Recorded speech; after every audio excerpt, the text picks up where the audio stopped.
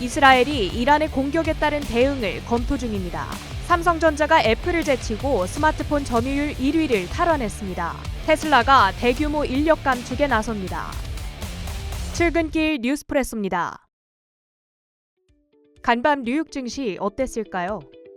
10년물 금리의 급등과 개별 악재에 따른 빅테크주들의 급락 여파로 3대 지수가 하락했습니다. 나스닥 지수가 1.79% 떨어지며 가장 크게 압박을 받았습니다. 테슬라가 대대적인 인력 감축에 나섭니다. 현지 시간 15일 머스크 CEO가 직원들에게 보낸 메일에는 다음 단계 성장을 준비하기 위해 비용 절감이 중요하다. 이런 노력의 일환으로 직원을 10% 이상 줄이는 어려운 결정을 내렸다는 내용이 담겨 있었습니다. 10%면 약 14,000명에 달하는 큰 규모의 인원인데요. 최근 테슬라에 대한 악재가 끊이질 않고 있습니다. 이달 초 1분기 인도량 감소 소식을 시작으로 비아디에게 2년 연속 생산량 1위 자리를 내준 데다가 최근에는 FSD 이용료 할인에도 나선 바가 있었죠.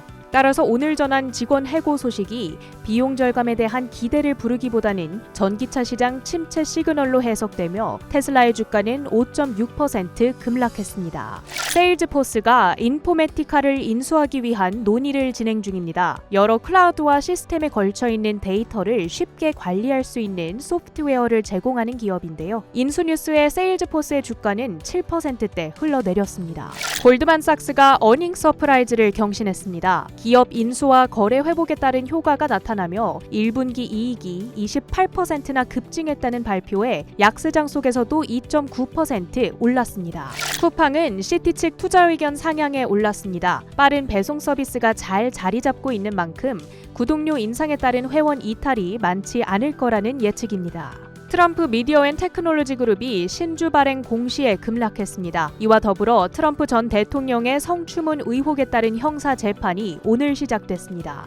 간밤 10개의 월가 기관이 레딧에 대한 커버리지를 게시했습니다. 모건 스탠리와 골드만삭스는 보유 의견, 파이퍼 샌들러와 니드햄은 매수 의견을 제시했는데요. 전체적인 컨센서스는 moderate buy, 점진적 매수를 가리키고 있습니다.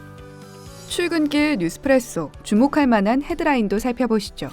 고통스러운 반전. 오전만 해도 반등세를 보이던 뉴욕 증시가 반락하며 마무리했습니다. 고통스러운 보복을 하겠다. 중동의 분위기가 이스라엘의 이 발언에 반전되며 시장의 흐름도 확 바뀌었습니다. 오전만 해도 300포인트 이상 오르던 다우지수는 200포인트 넘게 빠지고 공포 심리를 반영하는 빅스지수는 10% 넘게 오르면서 올해 최고 수준을 기록했는데요. 여전히 견조한 미국의 3월 소매 판매 지표도 시장을 짓눌렀죠. 3월 소매 판매가 전월 대비 0.7% 늘어났습니다. 월가의 예상치 0.3%를 크게 뛰어넘은 수치죠. 미국은 소비가 GDP의 70%를 지탱하고 있어서 여전히 견고한 미국의 경제 상황 속 인하가 멀어지는 것 아니냐는 우려가 자연스레 고개를 들었습니다. 이에 10년물 국채금리 결국 4.6%를 뚫어버렸고요. 역의 환율도 1388원 수준까지 올라와 있는 만큼 오늘 우리 시장 환율 흐름도 특히 주의하셔야겠습니다. 위기엔 그래도 애플. 고개를 드는 인플레이션, 자꾸만 커지는 지정학적 리스크 속 사상 최고치를 경신하던 뉴욕 증시가 주춤하는 사이 결국엔 다시 애플이라는 아이비들의 의견이 속속 나오며 주가가 기지개를 켰는 듯 했는데 애플 역시 주가에 슬픈 반전이 있었던 하루였습니다.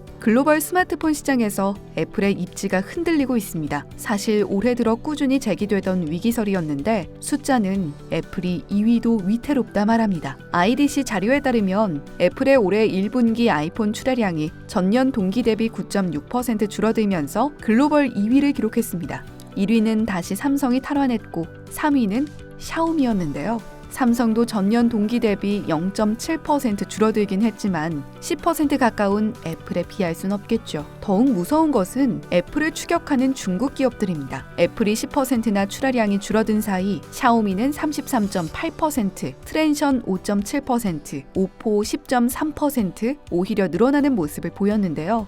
이런 아이폰 출하량의 감소는 코로나19 당시 공급망이 마비됐던 2022년 이후 가장 컸고요. 보폭을 늘리며 앞으로 나아가는 타 업체들과 비교해도 애플의 뒷걸음질이 남긴 발자국은 너무나 뚜렷해 보입니다. 애플의 출하량 감소는 결국 중국 시장에서의 입지와 연결되고 동시에 중국 기업들의 출하량 증가가 줄어드는 애플의 파이 크기를 나타내고 있는데요. 1등만 기억하는 세상, 애플은 2위마저 위태롭습니다.